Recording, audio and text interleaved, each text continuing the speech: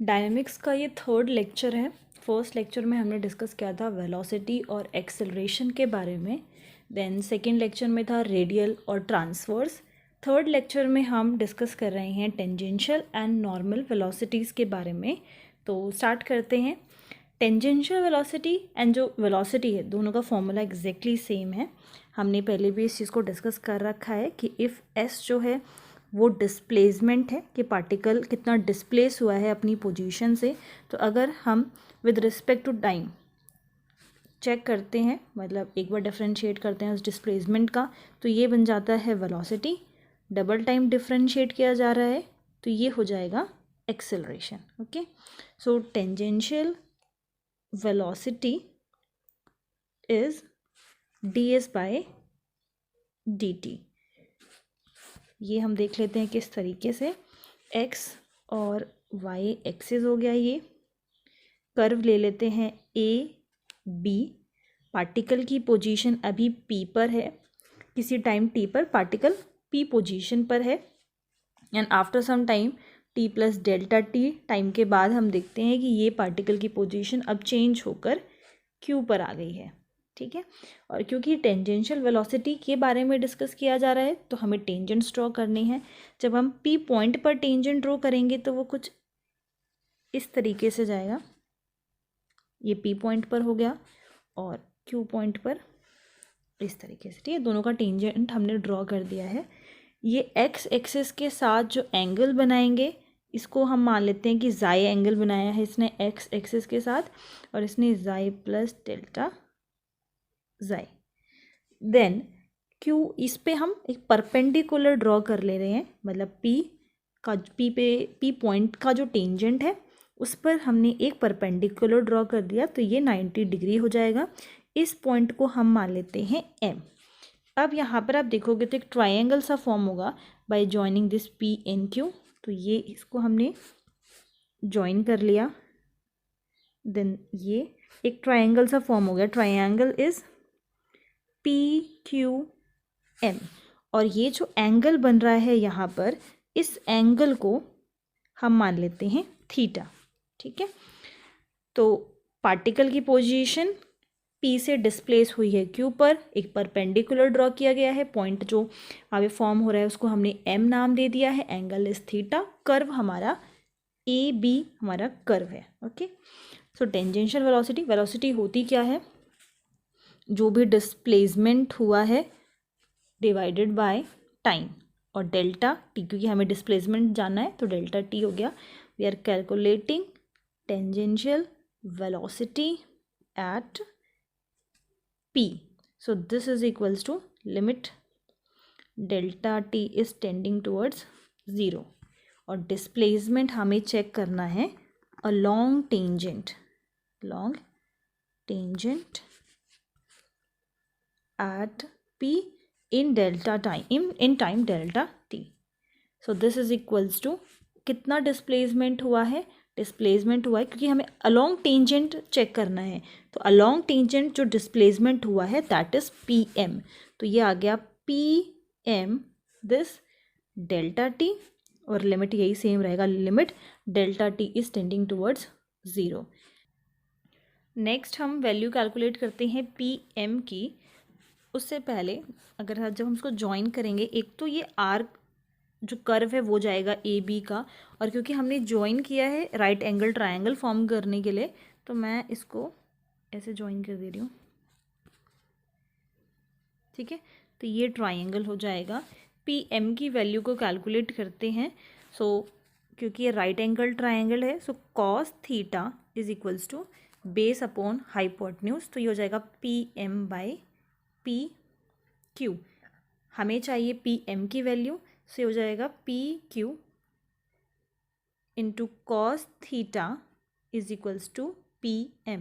और यहाँ पर ये जो PQ है, देखो एक तो हो गया कोड, ठीक है, एक तो हो गया कोड PQ, और एक हो गया कर्व आर्क बोल लो इसको, आर्क PQ। ठीक है, तो दोनों में डिफरेंस है। अभी हमने राइट एंगल ट्रायंगल लिया था तो ये कोड PQ हो जाएगा। PM की वैल्यू क्या है, PQ बाय कॉस थीटा, तो यहाँ पर हम चेंज कर देते हैं PQ इंटू कॉस थीटा। यहाँ पर मैं कोड वर्ड इस्तेमाल कर देती हूँ, इधर delta T, this is equals to limit delta T is approaching towards zero. Now हम क्या करते हैं, मल्टीप्लाई एंड डिवाइड कर देते हैं आर्क पी क्यू से। सो ये हो जाएगा, मल्टीप्लाई किया arc P Q and divide किया आर्क पी क्यू से, इन दोनों को साथ में लिख दिया, कोड P Q by arc P Q. And जो ये आर्क पी क्यू है उसको हम डेल्टा एस भी लिख सकते हैं, क्योंकि ये हमें क्या बता रहा है कि कितनी चेंजमेंट हुई है पोजीशन में। तो ये जो आर्क पी क्यू है इसकी जगह पर हमने लिख दिया delta S divide by delta T and cos theta as it is. Limit भी ऐसे ही चलेगा। अब हम यहाँ पर लिमिट अप्लाई कर देंगे, delta T is approaching towards zero, that means कि जब ये जो वैल्यू है डेल्टा टी अगर ज़ीरो के टूवर्ड्स अप्रोच कर रहा है, मतलब हम वापस से किस पोजीशन पे आ रहे हैं, मतलब किस टाइम पर आ रहे हैं, टी पे, मतलब पार्टिकल में कोई चेंजमेंट हुई ही नहीं, कोई डिस्प्लेसमेंट हुआ ही नहीं। तो इन शॉर्ट बोलने का क्या मतलब है, जब डिस्प्लेसमेंट हुआ ही नहीं, दैट मीन्स ये जो पोजीशन क्यू है ये वापस से पी के टूवर्ड्स जो है टेंड कर रही है, मतलब हम वापस से इसी पोजीशन के टूवर्ड्स वापस आ रहे हैं। पी और क्यू पॉइंट एक ही पॉइंट हो जाएगा जब डेल्टा टी जो है वो ज़ीरो के टूवर्ड्स अप्रोच करेगा। तो यहाँ पर जो थीटा है, जब पी क्यू पॉइंट पी के टूवर्ड्स अप्रोच कर रहा है, तो ये जो थीटा की वैल्यू है, एंगल भी अपने आप ख़त्म हो जाएगा, मतलब थीटा किसके टूवर्ड्स अप्रोच कर रहा है, ज़ीरो, एंगल जो है वो हट रहा है। जब थीटा ज़ीरो के टूवर्ड्स अप्रोच करेगा, that means cos theta one के टूवर्ड्स अप्रोच करेगा।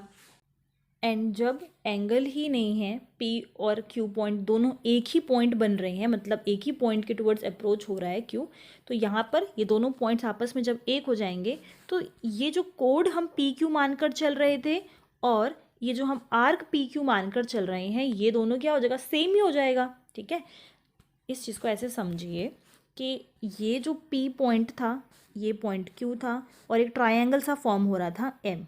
ठीक है, और हमने इसको ज्वाइन किया था, तो ये दो पार्ट्स थे, एक तो ये था कोड पी क्यू और ये था कर्व पी क्यू या आर्क पी क्यू। ठीक है, दोनों डिफरेंस, ये दोनों इस तरीके से थे और हमने एक right angle to triangle form किया था। जब डेल्टा टी ज़ीरो के टूवर्ड्स अप्रोच कर रहा है, मतलब कि टाइम जो है वो चेंज, हमने जो डिस्प्लेसमेंट है हम वो मानकर नहीं चल रहे।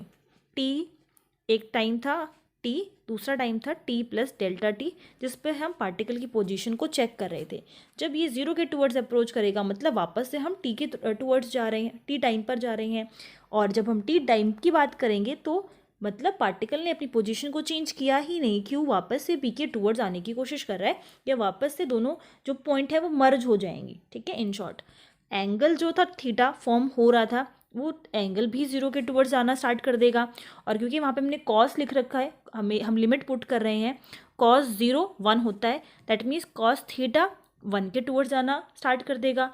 और जब दोनों पॉइंट आपस में मर्ज हो रहे हैं तो code P Q and arc P Q दोनों सेम चीज़ हो जाएगी। तो code P Q divided by ये जो आर्क पी क्यू है, ये जब दोनों सेम हो जाएगा तो हम इनको कैंसिल आउट करके वन लिख सकते हैं। दैट मीन्स ये किसके टूवर्ड्स अप्रोच करने की कोशिश, मतलब किसके टूवर्ड्स अप्रोच करेगा, वन। तो लिमिट पुट करने के बाद ये आ गया, ये तो हो गया वन, लिमिट हम पुट कर रहे हैं, ये हो जाएगा delta S by delta T, ये वन के टूवर्ड्स अप्रोच कर रहा है into one.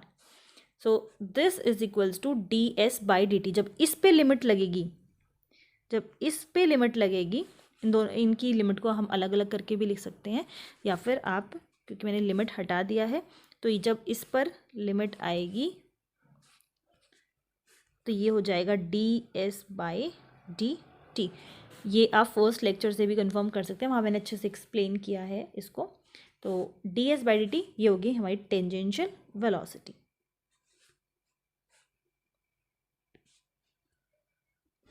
This is equals to ds by dt. Similarly, if we want to talk about normal velocity, तो यहाँ पर नॉर्मल वेलोसिटी की बारे में बात हो रही है, तो नॉर्मल को हम लेंगे दैट इज़ क्यू एम। ठीक है, तो क्या क्या चेंजमेंट आ जाएगी, टेंजेंशियल वेलोसिटी की जगह पर अब हम कैलकुलेट कर रहे हैं नॉर्मल वेलोसिटी। डिस्प्लेसमेंट अब जो देखी जाएगी वो अलोंग टेंजेंट ना होकर होगी अलोंग नॉर्मल, तो जो परपेंडिकुलर है, ठीक है। तो क्यू एम है पी एम की जगह पर, यहाँ पर आ जाएगा क्यू एम। अब हमें एंगल क्या लेना है, साइन थीटा, क्योंकि अब हमें परपेंडिकुलर को क्योंकि इंक्लूड करना है तो कॉस नहीं आएगा, साइन आ जाएगा। So sine theta is equals to perpendicular upon hypotenuse, और हाइपोटन्यूज पे भी यहाँ पर होगा कोड पी क्यू। तो क्यू एम की वैल्यू हो जाएगी साइन थीटा इंटू कॉड P Q is equals to Q M. तो यहाँ पर चेंज कर देते हैं इसको, ये हो जाएगा P Q into sine theta, okay correct, P Q into okay sine theta delta T is correct. वापस से यही हम मल्टीप्लाई एंड डिवाइड करेंगे। अब यहाँ पर हो क्या रहा है, वही सेम चीज़ है, जब आप लिमिट पुट करोगे थीटा जो है वो ज़ीरो के टूवर्ड्स अप्रोच करेगा, सो साइन थीटा भी ज़ीरो के टूवर्ड्स अप्रोच करेगा, जिसकी वजह से पहले तो कॉस था तो वो इंटू वन हो गया, पर अब क्योंकि साइन थीटा है तो वो ज़ीरो के टूवर्ड्स अप्रोच कर रहा है तो मल्टीप्लाई बाय ज़ीरो हो जाएगा। तो ये हो जाएगा हमारा साइन थीटा, और जब ये ज़ीरो के टूवर्ड्स आएगा तो ये पूरा वैल्यू हो जाएगा zero. So normal velocity this is equals to zero, okay. और अब हम एक्सेलरेशन के फॉर्मूले और डिस्कस कर लेते हैं। टेंजेंशियल एक्सेलरेशन, अभी जब हम वेलोसिटी की बात कर रहे थे तो इसका फॉर्मूला क्या था, simple why D S by D T velocity. So this was D S by D T. तो एक्सेलरेशन का क्या फार्मूला हो जाएगा, जब हम वेलोसिटी को डिफरेंशिएट करते हैं, ठीक है। एस डिस्प्लेसमेंट है, एक बार डिफरेंशिएट किया वेलोसिटी हो गया, दो बार डिफरेंशिएट किया तो एक्सेलरेशन हो गया, ठीक है। तो ये वेलोसिटी हो गया, तो वेलोसिटी को जब हम एक बार और डिफरेंशिएट करते हैं तो वो क्या बन जाता है, एक्सेलरेशन। तो इसके दो तीन फॉर्मूलेज हैं, एक तो ये हो गया D V by D T, और ऐसे भी लिख सकते हैं कि डिस्प्लेसमेंट का या तो टू टाइम्स डिफरेंशिएट हो जाए, या फिर V D V by D S, velocity का डिस्प्लेसमेंट के रिस्पेक्ट में, ठीक है। अभी नॉर्मल वेलोसिटी तो हमने कैलकुलेट की, वो आ रही थी zero. Last is normal acceleration, इसका फॉर्मूला होता है वी स्क्वायर बाय रो। यहाँ पर ये जो रो है वो क्या है, radius of curvature, radius of curvature, and rho is equals to D S by D xi. Xi यहाँ पर एंगल है, अभी मैंने आपको जो बना के दिखाया था कर्व, जो एंगल वो फॉर्म कर रहा था, तो रेडियस ऑफ कर्वेचर का ये फॉर्मूला है। ये चारों फॉर्मूलेज हैं जो आपको ध्यान रखने हैं, जब हम क्वेश्चन ट्राई करेंगे तो इन्हीं चारों फॉर्मूलाज का यूज़ होगा। Tangential velocity, tangential acceleration, normal velocity, normal acceleration. अब आपको कुछ जो पॉइंट्स याद रखने हैं वो है, अगर रिजल्टेंट एक्सेलरेशन पूछा जाता है, resultant acceleration, so this is equals to whole under root, जो अभी हमने कैलकुलेट किया, tangential acceleration whole square plus normal acceleration, इन दोनों का स्क्वायर का सम एंड अंडर रूट, ये हो जाएगा एक्सेलरेशन। तो इस तरीके से हम कैलकुलेट करेंगे रिजल्टेंट एक्सेलरेशन, या फिर आप इसको इस तरीके से भी लिख सकते हो, टेंजेंशियल एक्सेलरेशन का फॉर्मूला था D V by D T, इसका whole square, plus normal acceleration का था V square by rho, radius of curvature, इसका स्क्वायर। अगर पूछा जाता है रिजल्टेंट एक्सेलरेशन जो एंगल बीटा बना रहा हो, एंगल बीटा बना रहा हो with the tangent at B, तो ये हो जाएगा टेंजेंट, मतलब जो भी एंगल हो, सिंपल वो एंगल यहाँ पर आ जाएगा, tangent beta is equals to normal acceleration divided by tangential acceleration, ठीक है। अगर एंगल अल्फा दिया है तो यहाँ पर अल्फा आ जाएगा उसके अकॉर्डिंगली। तो थर्ड पॉइंट और देख लो, first, second, third point is, अगर जो पार्टिकल है वो अलोंग स्ट्रेट लाइन मूव कर रहा है, जब स्ट्रेट लाइन हो गई कर्व की तो रेडियस ऑफ कर्वेचर तो वो इनफाइनाइट हो जाएगा, है ना। जब एक पार्टिकल किसी कर्व में मूव ना करके एक स्ट्रेट लाइन में मूव कर रहा है, अगर वो कर्व है तब तो हमें रेडियस ऑफ कर्वेचर मिलता है, बट अगर वो जिसके अलोंग मूव कर रहा है वो एक स्ट्रेट लाइन है तो रेडियस ऑफ कर्वेचर तो रहा ही नहीं, मतलब जो रो है वो इनफाइनाइट हो जाएगा। और अगर रो इनफाइनाइट हो गया तो हम जो नॉर्मल एक्सेलरेशन कैलकुलेट करते हैं उसका फॉर्मूला होता है v²/रो। जब ये इनफाइनाइट हो जाएगा तो something by infinity is equals to 0। तो अगर एक पार्टिकल एक स्ट्रेट लाइन के अलोंग मूव कर रहा है तो हमेशा जो नॉर्मल एक्सेलरेशन होता है वो 0 होता है। ठीक है, रीज़न मैं आप लोगों को बता चुकी हूँ। इस वीडियो में बस इतना ही। नेक्स्ट वीडियो में हम इसके एग्जाम्पल्स ट्राई करेंगे एंड किस तरीके से अप्लाई करना है इन सारे फॉर्मूलेस को वो देखेंगे। And thank you.